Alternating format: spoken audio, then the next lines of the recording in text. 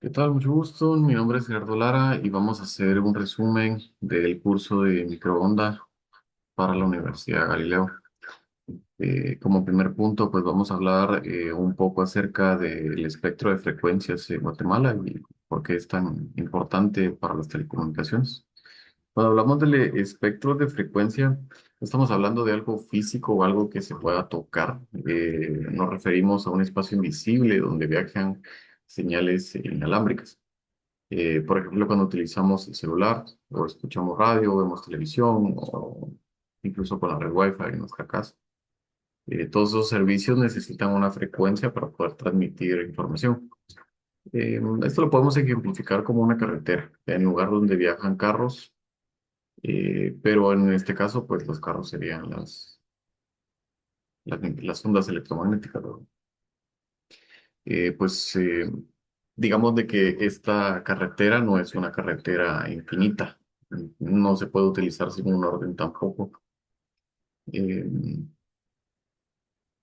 digamos de que si todo estuviera desordenado, pues sería como cuando en un cuarto todas las personas están hablando al mismo tiempo y pues no se entendería nada. Por esta razón es de que a nivel de la microonda el espectro se organiza en bandas. Cada banda tiene un rango de frecuencia reservado para cierto tipo de servicio.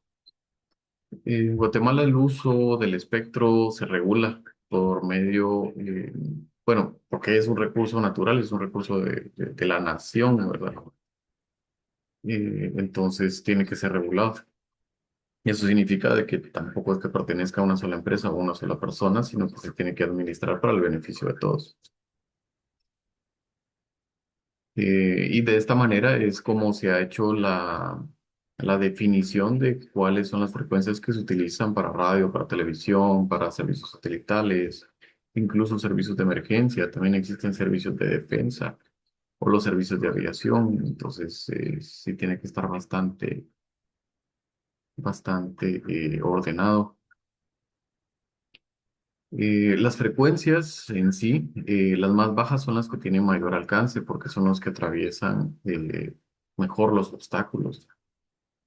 Eh, las frecuencias más altas son las que permiten transportar más información. Normalmente son las que necesitan una mejor línea vista con antenas direccionales y son los que llevan diseños más buenos. Eh,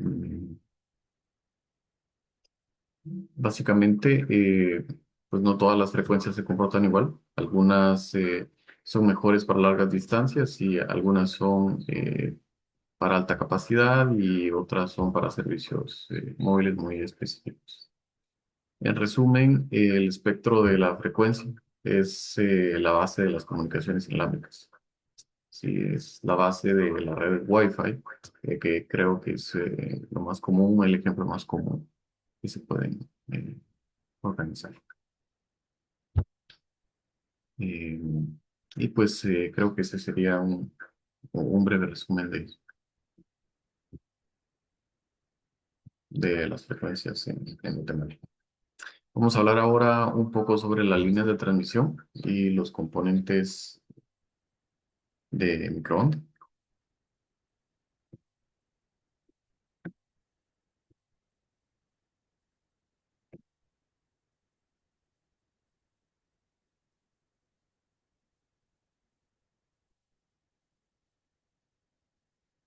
En este módulo hablamos de cómo se transporta la energía electromagnética dentro de un sistema de microondas. No basta únicamente con generar una señal, sino también hay que llevarla desde el equipo hasta la antena de forma más limpia y eficientemente posible. A bajas frecuencias, muchas veces pensamos en cables como simples conductores, pero en radiofrecuencias y microondas la situación cambia. La señal ya no se ve solo como un voltaje o corriente normal, porque se comporta como una onda que viaja a lo largo de una estructura. Por eso se usan líneas de transmisión como cable coaxial y guías de onda. Cada una tiene una aplicación según la frecuencia, la potencia, la distancia y también la pérdida que se puede tolerar. No es lo mismo tener una guía de onda que transmitir por cable coaxial. Las capacidades son totalmente distintas. Una línea de transmisión, una línea de transmisión es una estructura diseñada para llevar energía electromagnética, desde una fuente hasta una carga, que es la que lo consume. Eh, Puede llevar señal desde un transmisor hasta la antena, básicamente. Lo importante es que la señal no llega de forma instantánea ni forma perfecta. Mientras más viaja, más pérdidas sufres. Eh, También deformaciones, reflejo. Bueno, si el sistema no está bien diseñado, pues van a haber pérdidas bastante notables. El cable coaxial es uno de los medios más conocidos. Eh, Este cuenta con un conductor central, un aislante, una malla, un blindaje y una cobertura externa. Se usa mucho porque protege la señal y reduce interferencias. Sin embargo, en frecuencias muy altas o en distancias largas puede tener pérdidas importantes. Por eso es que en microondas también se utilizan las guías de onda. Una guía de onda no es un cable, sino que es una estructura metálica que permite que la energía viaje rebotando dentro de ella y se usa cuando se necesita manejar frecuencias muy altas para reducir la pérdida. Eh, bueno, pues también hablamos un poco de los conectores, algunos conocidos como los BNC eh, y algunos otros que identificamos aquí en la gráfica, que nos permite unir equipos, cables, antenas, básicamente hacer el conector más seguro. Eh, Son piezas muy importantes, por muy pequeñas que se vean, y también pueden introducir pérdidas, fallas en la transmisión. En una infraestructura de microondas, pues, cada detalle cuenta. Entonces, también es un punto importante a tomar en cuenta. De los atenuadores, podemos hablar de que sirven para reducir el nivel de la señal de una manera controlada. Es cuando se utiliza usualmente cuando la señal es demasiado fuerte o cuando se quiere proteger un equipo de medición. Los, bueno, también los acopladores direccionales permiten tomar una pequeña parte de esa señal sin interrumpir el enlace principal. Eh, También están los combinadores o divisores que ayudan a sumar o a repetir las señales. Y los filtros que dejan pasar ciertas frecuencias y bloquean otras. Básicamente es para llevar una señal más limpia y evitar interferencias. Eh, y pues un punto a mencionar también es que los componentes no se comportan igual en todas las frecuencias, ¿verdad? Resistencias, los capacitores o las bobinas pueden comportarse de manera diferente cuando la frecuencia cambia. Por eso en la microonda el diseño físico es sumamente importante como el diseño eléctrico. Pues básicamente esto es lo que vimos en este modo, cómo es que la microonda debe comportarse con cuidado. Y vimos también las líneas de transmisión. Mm,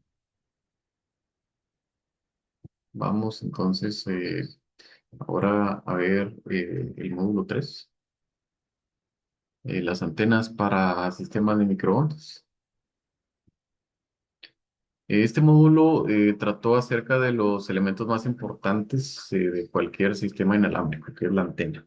La antena es un dispositivo que permite convertir una señal eléctrica en una onda electromagnética que viaja por el espacio.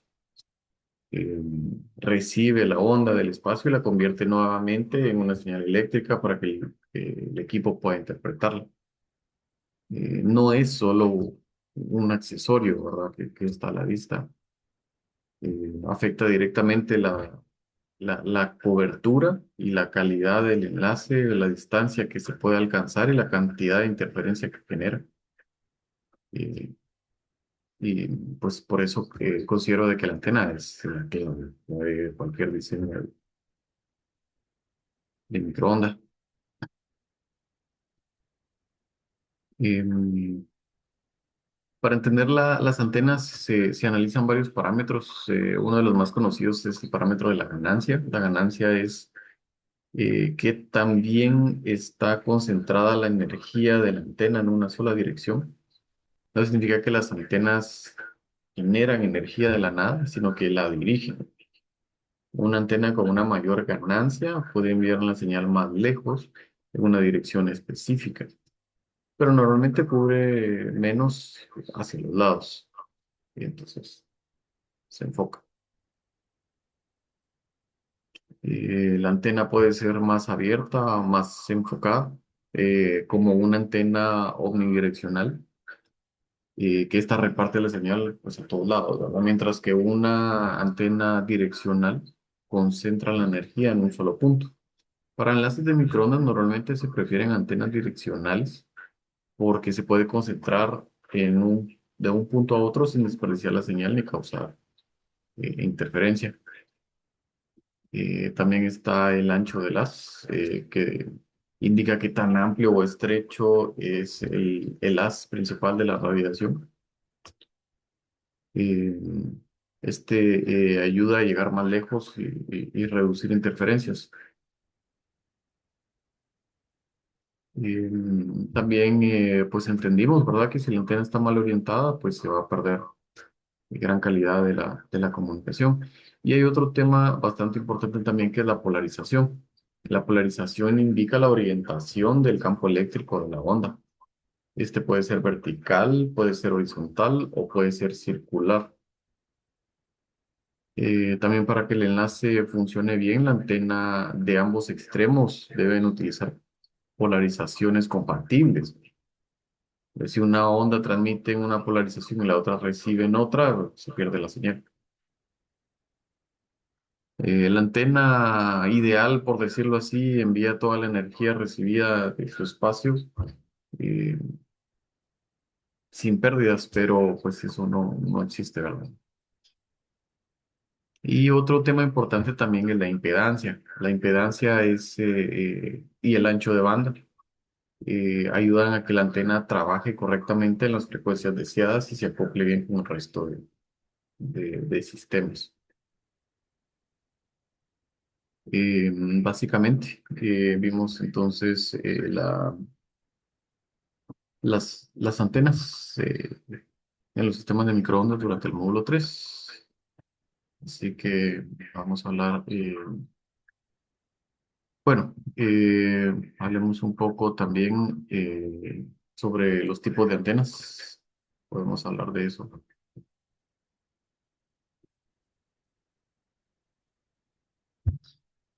Bueno, la idea más importante con los tipos de antenas es que no existe una antena perfecta. Existen distintos tipos de antena para cada necesidad que se necesite.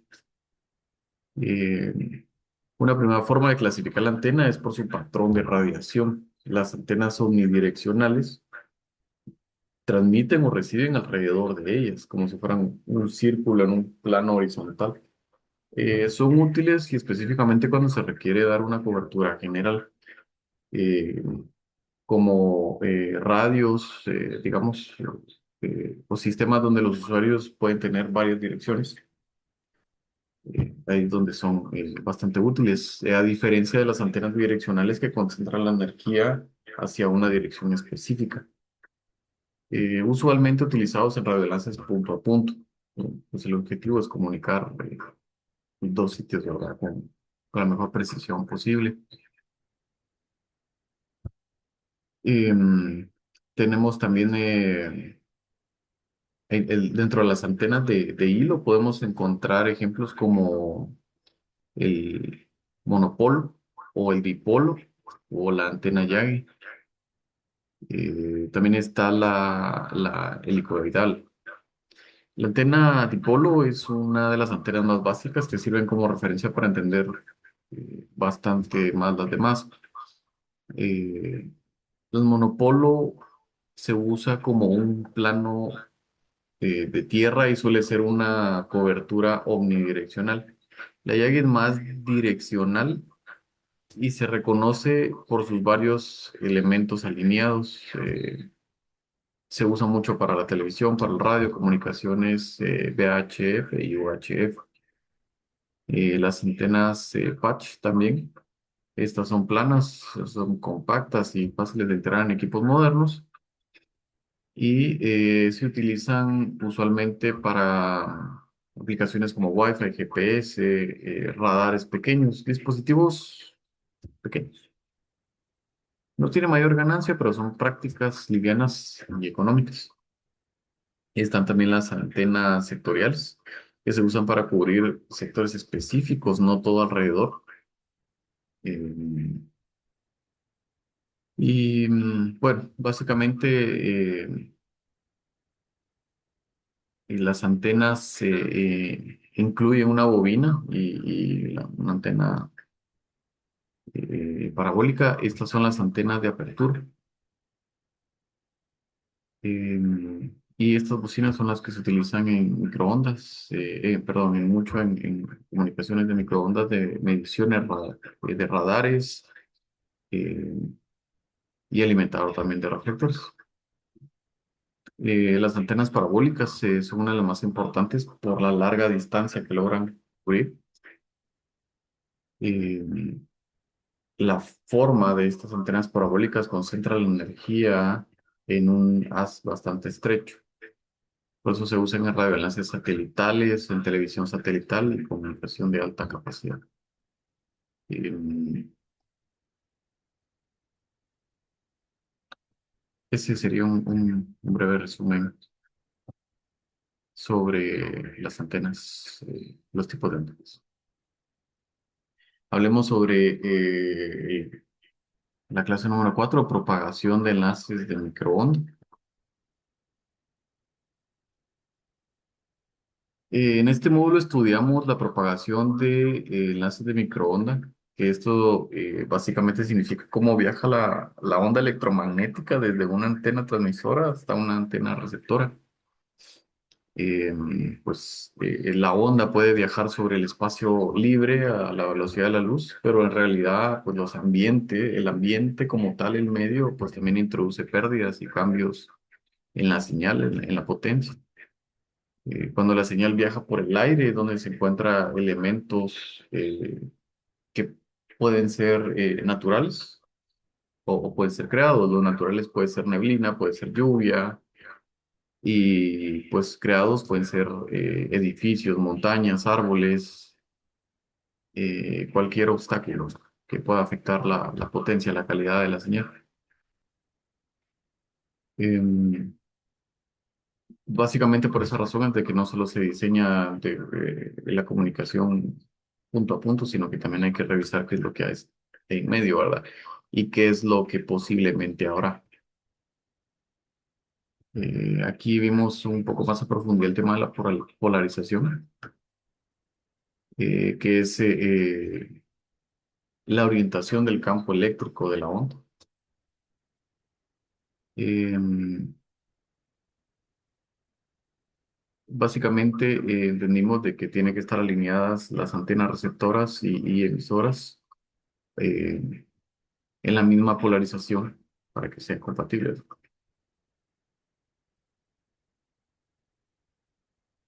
Hablamos también un poco más de de la atenuación, que es la pérdida de la intensidad de la señal mientras se viaja. Entre más distancia recorre la señal, pues más se debilita. Eh, y también hablamos de la absorción de la señal que ocurre cuando parte de la energía es absorbida por un material, también por la atmósfera.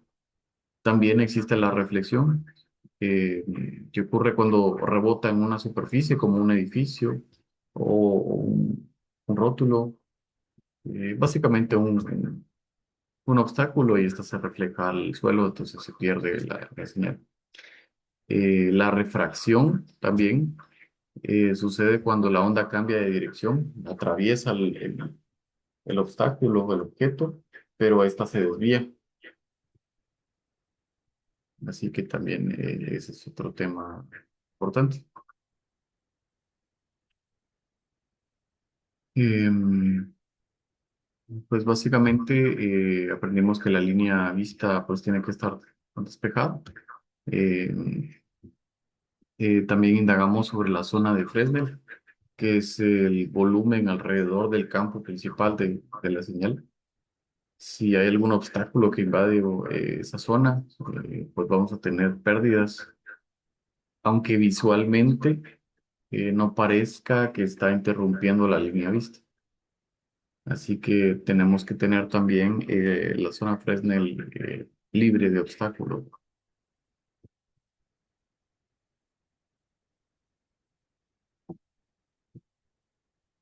En el módulo 5 hablamos de los sistemas de comunicación por microondas y el diseño básico de los enlaces.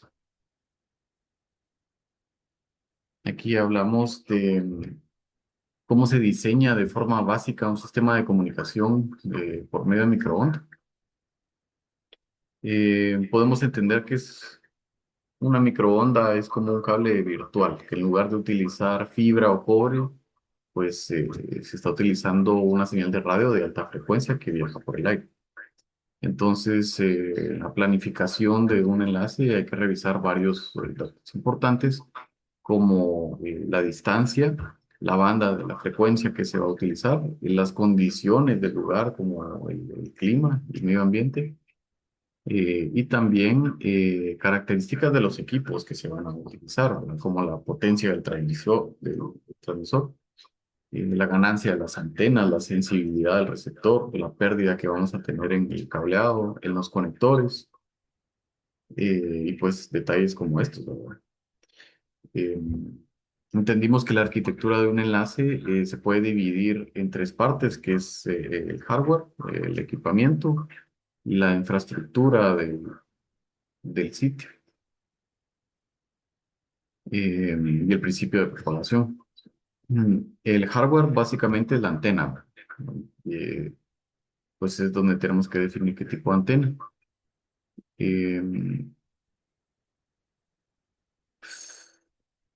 Eh, pues básicamente la idea es transportar la señal con la menor pérdida posible. Eh, También está la unidad de la base, que normalmente se ubica en el interior del sitio y es el que procesa el tráfico. Prepara la señal y se conecta con la red del cliente, ¿verdad? Entonces es el que traduce la señal.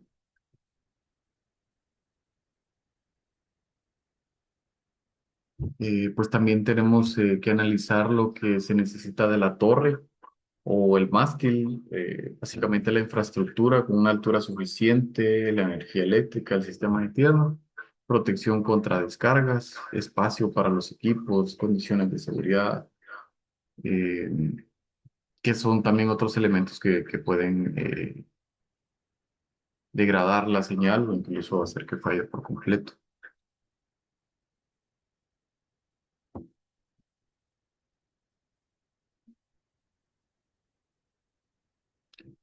Mm, Creo que ese es el resumen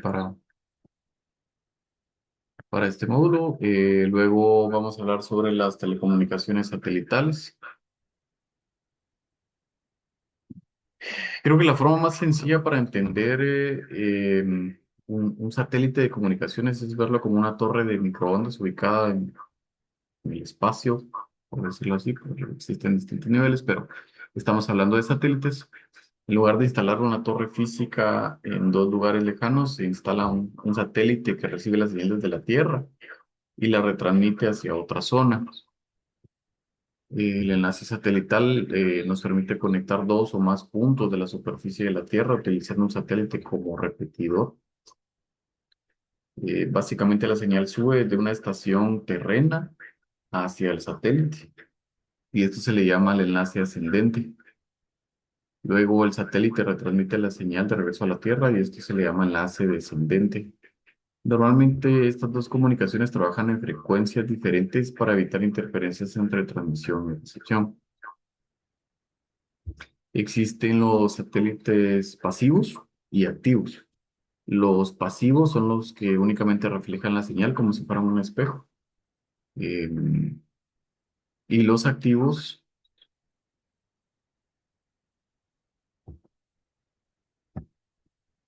son los más importantes en las comunicaciones modernas, son los que reciben la señal, la amplifican, la procesan, eh, cambian de frecuencia y luego la retransmiten. Entonces nos permiten cubrir áreas más grandes. Existen también varios tipos de satélites. Hay satélites climatológicos, también satélites de navegación, como de los GPS, satélites de comunicación para la televisión, internet, telefonía, cosas como estas.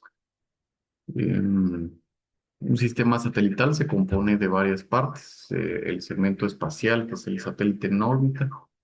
Dentro de él hay elementos como antenas, cuenta con sus paneles solares para recargar, sistemas de control y transpondedores.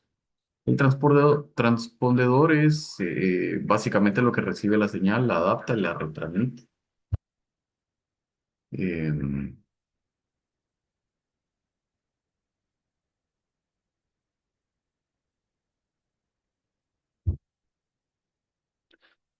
una tecnología de las más utilizadas actualmente es la VISAT, que significa terminal de apertura muy, muy pequeño. VISAT permite conectar muchos sitios remotos utilizando antenas relativamente pequeñas y una estación central, un foco. Básicamente donde no se puede llegar con fibra óptica o cualquier otro medio. También existen los satélites GEO, que están muy altos y son los que parecen quedarse fijos sobre la zona de la Tierra. Son útiles para la transmisión de televisión y una cobertura bastante alta. Y luego están los satélites LEO, que son los que están más cerca de la Tierra, tienen una menor latencia. eh, Básicamente se usan como constelaciones modernas para servicios de Internet satelital, como lo es Starlink y próximamente Amazon.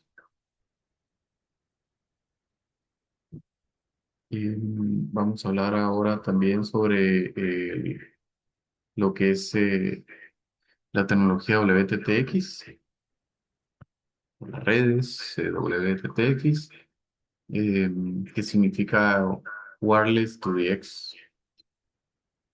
La letra X representa el destino final del servicio, que puede ser cualquier cosa, un edificio, una casa, una empresa, comunidad. En términos sencillos, WTTX consiste en llevar Internet o conectividad al cliente usando una red inalámbrica en lugar de un cable físico. Una forma común de WTTX es FWA, acceso fijo inalámbrico. Básicamente en este modelo el operador utiliza la red móvil como la 4G o la 5G para entregar servicio de Internet fijo a hogares, empresas. El usuario tiene que instalar un receptor, que básicamente puede ser un router con un SIM, que tenga una antena y se conecta a una red inalámbrica del operador. La principal ventaja de WTTX es que permite desplegar servicios más rápidos que una red cableada. Em, Especialmente en zonas rurales, colonias y pues lugares difíciles de alcanzar. WTTX también puede usarse en otros escenarios. Existe también WTTB, que significa Wireless to the Building, cuando se lleva conectividad inalámbrica hasta de un edificio a otro edificio. Eh, y bueno, los principales elementos de una red WTTX incluye la estación base, las antenas, el core de la red, el enlace de transporte, el equipo del cliente y el sistema de gestión. La estación brinda la cobertura inalámbrica. El equipo del cliente recibe la señal y la convierte en conexión de red para los dispositivos internos.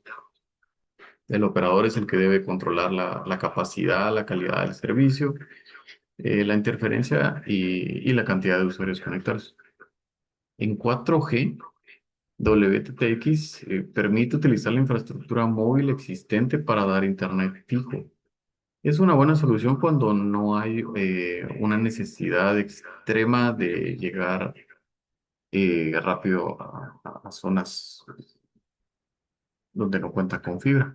En 5G, WTTX mejora bastante, nos da mayor capacidad, una menor latencia y la posibilidad de utilizar bandas más altas, lo que nos va a ofrecer mejores velocidades, eh, pero también exige una mejor planeación por la cobertura. Em, las bandas que utilizan usualmente en 5G son entre 600 a 900 MHz que van a cubrir una mayor distancia, penetrar de una mejor forma los obstáculos, pero tiene menos capacidad. Entonces, frecuencias